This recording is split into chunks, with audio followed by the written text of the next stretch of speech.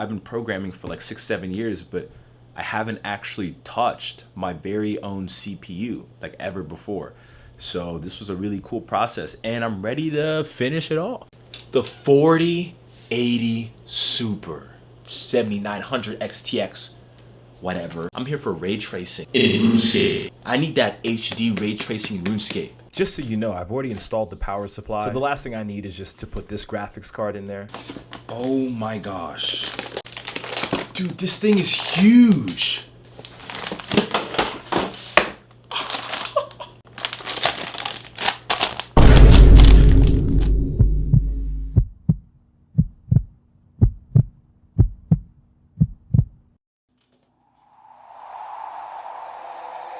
Take me away from home.